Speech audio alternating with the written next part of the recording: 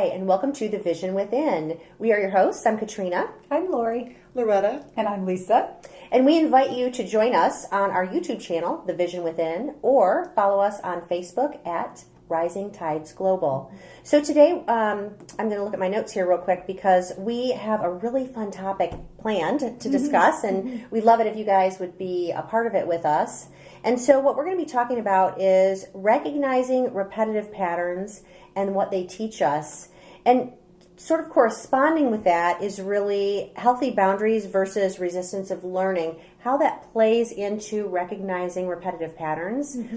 And I think that this is a really good topic this time of year, especially because we're coming into the spring equinox. So it is March 18th today, and the spring equinox is going to be on the 20th, just a couple of days away. And that is a great time to plant seeds for recognizing old patterns and planting seeds for new things that we want to manifest in our lives. And so when I think about repetitive patterns and how we recognize them, I wish I could tell you that I recognize all the patterns that are not serving me, but the reality is I don't, and I need help.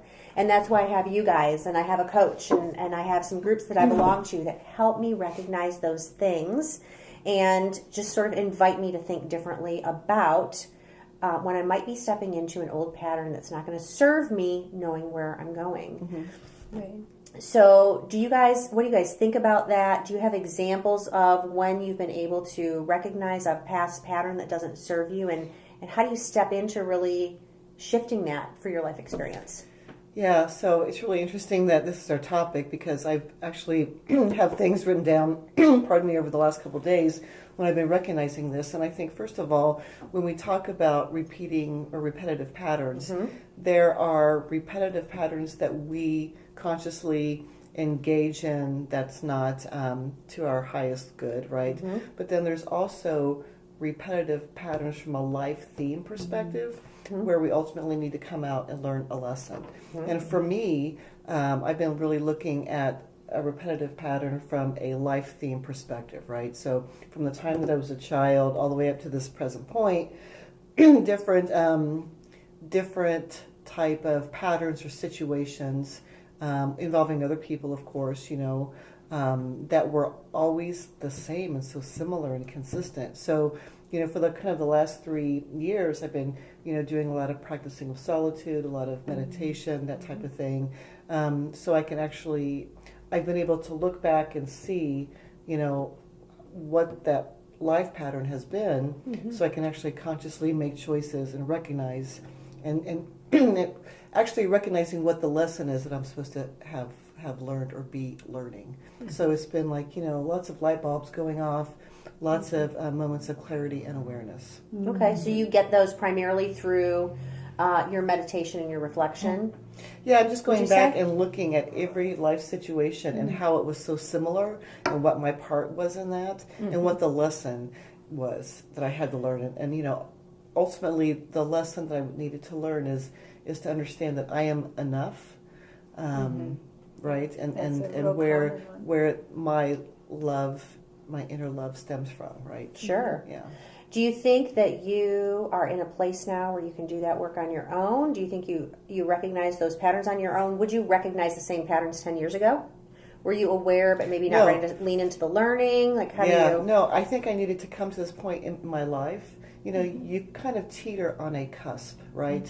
Where you've come to this point in life where you've had the same repeated patterns in the past. And so you've got two choices. You can either keep the dark sunglasses on and keep going down the same path, or you can recognize where it is that you are and that you don't want to repeat those same things. And when that happens, it's really kind of funny because when you start getting pulled into those old patterns, or people try to engage us in that dance of those old patterns, it's really funny because you're aware of it, that it's happening, and you can say to yourself, I'm not going to move into that old pattern. How to deal with it, though, and to still show compassion and empathy while not engaging in that cycle is still the trick. Yes. But the first step is awareness of that's what's happening, right? What would be a real life example? Myself being an enabler. Okay. Right? For other I was people. hearing And enabling. that's Yes, so funny exactly. because that Yeah. and interesting too. This topic came up because just this morning, Mark and I were out walking the dogs, and we were discussing enabling patterns. Yeah. We passed this house, and he said, why are all these cars always here? And I said, I think it's her children. And I said, if I had not met someone that was pushing me to be my best, always helping me to be my best, then it would have been really hard for me to not keep falling into that enabler Sure. role because it was all I knew. Right. And so I feel like, when we are really moving to grow, we need to have that core group. It's either, friends or someone we're dating, or something like that. Because if I had not have had that support to push through that resistance, Right. because it was very, the resistance can be, I can know that the pattern is happening. Right. And I can still be choosing Yes. to step into it because maybe I'm not ready for the fallout of family or, I'm not feeling strong enough that day. But because I have that backup, I can feel strong enough Right. to go Right. against the tide. Yeah, and one of the things that I've really been trying to keep in the front of my mind so I don't get wrapped into that is that every person has their own path and they're Yes. trying to learn their lesson, Yes. right? Yes. And so I have to have, it's like almost like non-judgmental Right. kind of thing where, Right. I can feel compassion and empathy for them, but I can't fix it, right? So Right. so they need to work through it for their And own we life slow development. down their path. Totally. We Yep. really slow down do. their learning path when we enable. And I found that with my own kids. When Sure. I got out of their way, the lessons their soul chose to learn, Yes. they just worked through it rapidly with Absolutely. me out of the way. Right. I was just like, oh my gosh, I wish I knew Yeah. years ago. True. Yeah. What about you, Lisa? Well, first of all, I agree with the mothering. We sometimes interfere too much and Right. don't allow our children to experiment with choices. And then, maybe there are repercussions we can see fast forward that's going to happen to them, but Right. we have to allow them to do that Yes. so that they can feel what it's like to make the choice and then learn from it. And that's really tough for a mother. Yes. I mean, I know what you're talking about.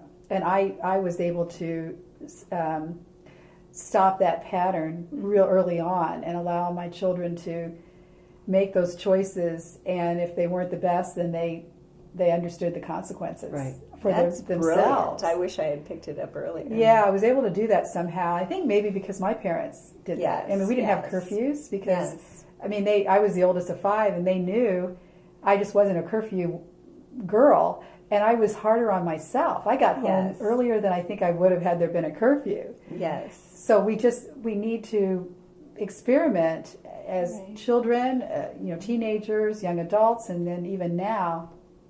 And then the other thing I was thinking was, I remember once a coach said, well, Lisa, you got lost in your marriage. You lost yourself Oh, in wow. your marriage. You Yes. weren't your authentic Yes. self. Yes. So I think that's like a life pattern. Sure. Oh, sure it is. Yeah.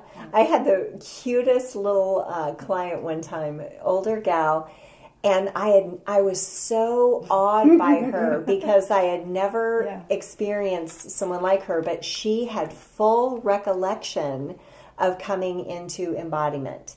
She remembered being in another dimension and choosing to come into a life. Wow. Yeah.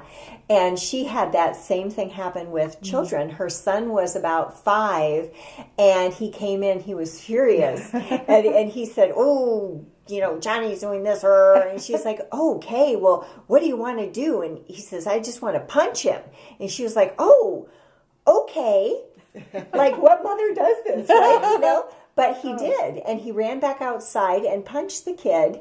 And the goodness. kid cried, and then he cried, and they started hugging each other because they felt so bad that they made each Right. other cry.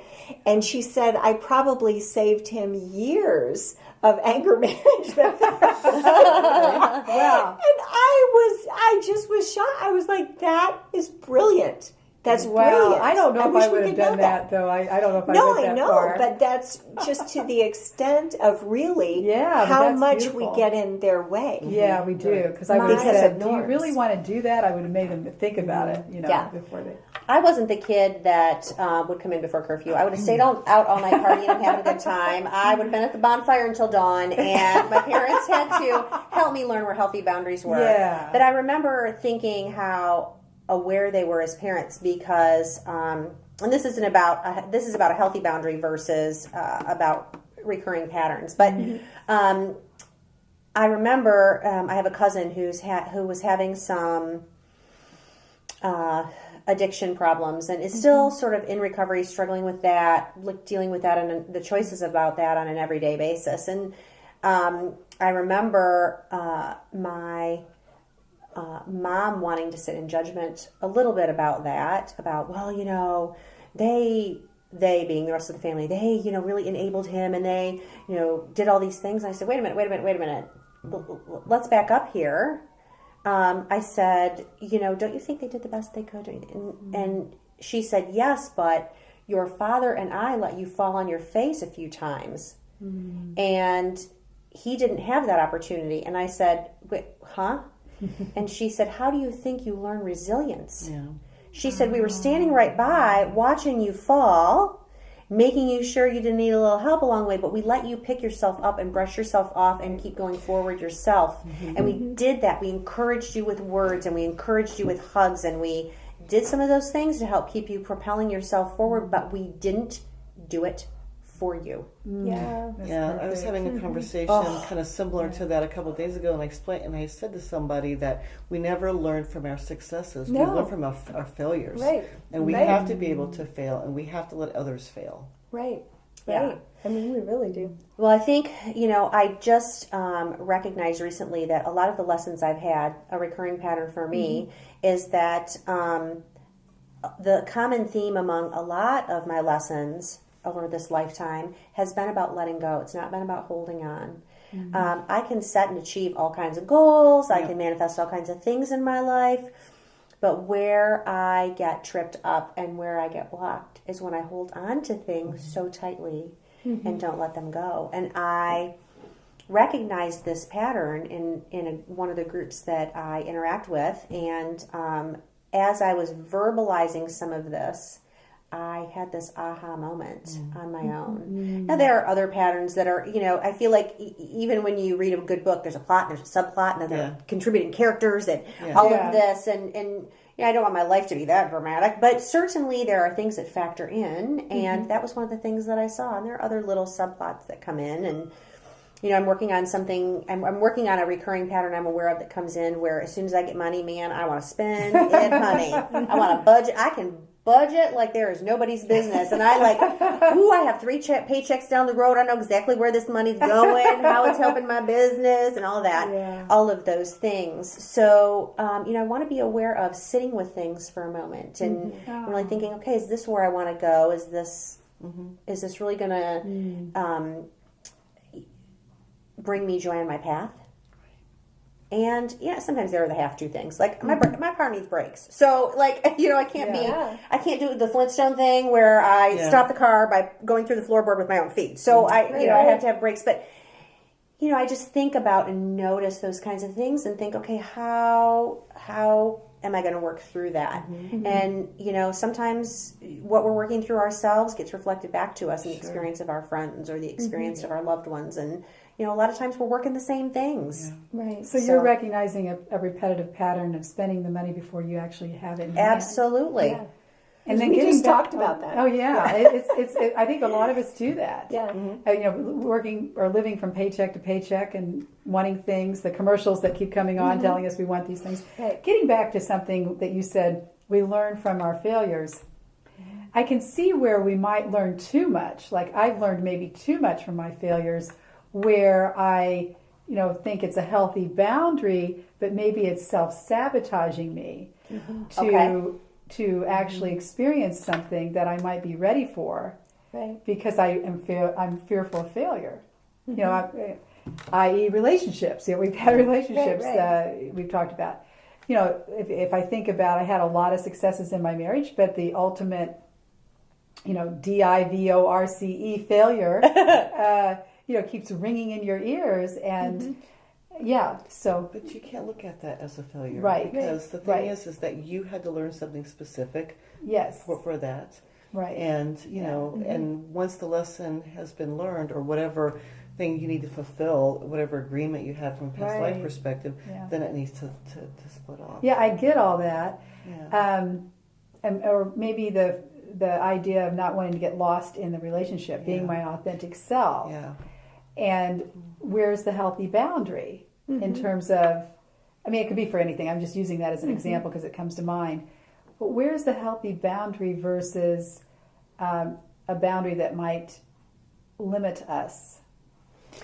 I can tell you that because you know what? I'll go ahead and reflect the divorce thing back to you Yeah. because it's much easier. I had a trusted friend say to me, it's really interesting because I said, I really want to learn to be my own cause. Right. Own cause of my joy, own cause of my abundance, own cause. And anything else that comes in addition to that is, like you say, icing on the cake. If anybody else Yeah, comes to the gravy. party, fantastic, but I'm Yeah. having fun at the party dancing around on my own. Yeah. Well, I love that analogy. That is something that I'm working toward, okay? So the flip side of it was I have a friend that said, it's really interesting that you would like to be in a relationship at some point, yet you're not taking the steps. You're not showing up in places where the kinds of men that you would want to be involved with are. You're not hanging out in those places. Like, you're not making the effort. Right. So in essence, unless you hit this man with your car on the way to or from work or a meditation group, you ain't meeting him. And it's interesting. And he said it's interesting because, when you are on your own, you can be working toward being your own cause, but there's this small part of being on your own that you don't have to be accountable to anyone else. And a major part of spiritual growth is living in relationship to others, specifically your primary life partner or primary relationship.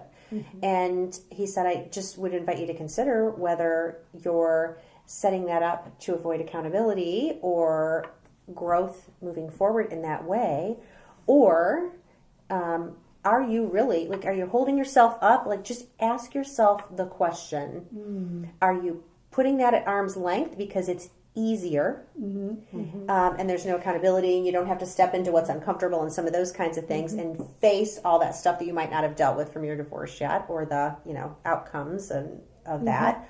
Or is it because you truly are working on yourself, and what else have you set up as accountability? So I hope that makes sense. It That does. it just It makes occurs to great me sense. that it Yeah. can be, and you know what? Here's the beauty of it.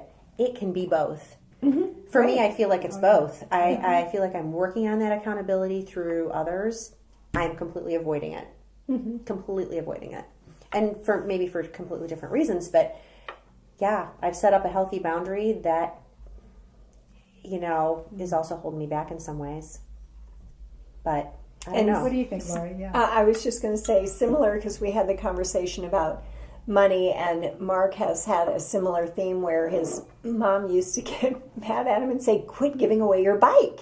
He would always he'd get a new bike and then he'd give it Really? away to somebody. That's interesting. Yeah. And I think when you are a big giver, you have to balance that giving and receiving. And I noticed the pattern where any resource I have, energy, time, money, love, I flow it out. Just flow it.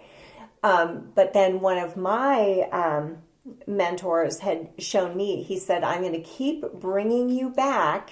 You have all these great ideas for other people's businesses and everything else. I'm going to keep bringing you back to yours. Because he said, you are, everything that you have, incorporate that back into your business and grow yours first, and then let that spill out over. So I really do think that it is, it's like budgeting. but it's budgeting our resources all around. And I know if somebody says, you got to have a budget, I can feel the resistance of that, right? Yeah. I feel myself resist because I don't want to budget. That word doesn't feel good to me. Right. But flowing, Yeah. and balancing my receiving and Measured flow are the words that come to mind. yeah, Oh, I like measured that. flow and just being aware where I'm giving away too freely so that I don't deplete any resource. Right. What were you going to say? No, I was just going to agree with you. I mean, it has to be an even exchange of energy Yeah. and whatever that Right. is. And I think that, from a theme perspective, because, some people are so giving that they only have maybe, I guess maybe takers is such a negative word, but, Right. somebody that's willing to receive but not give anything back, right? So it's very Well, important. you create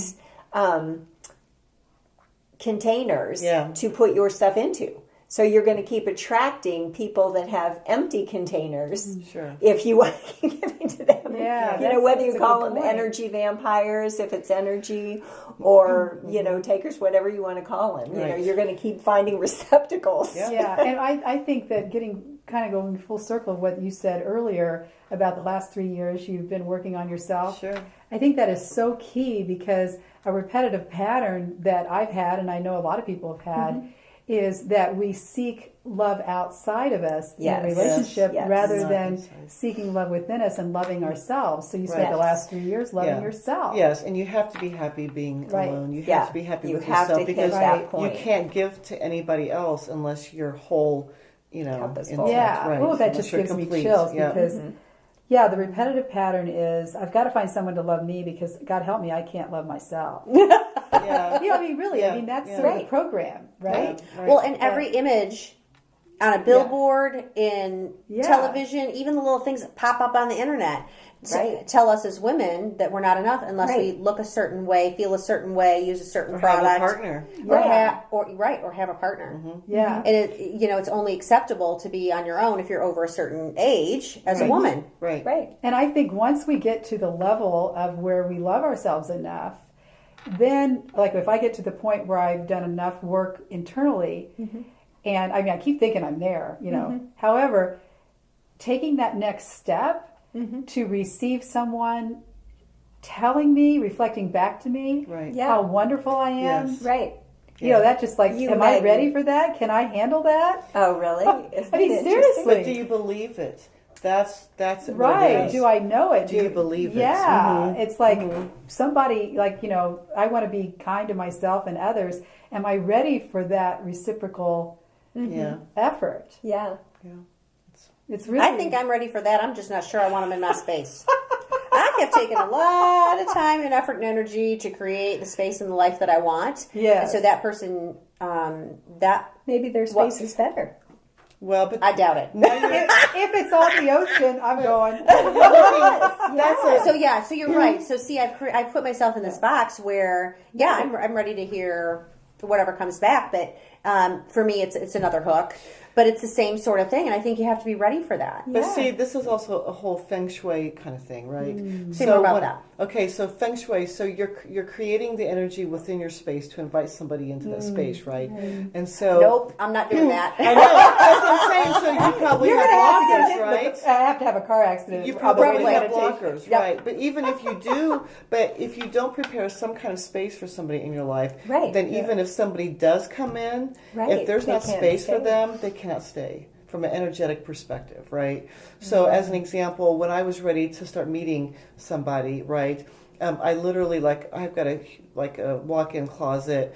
I've got, like a fourth of the space that's empty, right? Because I want room in that closet for somebody else. And, and I also went through a couple months ago, and I just felt somebody coming in. So I went and I bought all new bedding, all new pillows. I mean, Yes. really made my bed comfortable and inviting Yes. from a love energy perspective. Yes.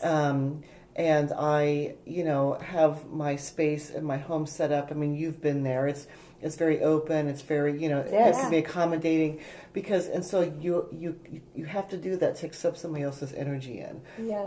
And even if you think that you're ready, if you don't do that in your space, and it can look like however you want it to look like, right? Then somebody will come in, but they won't be able to stay.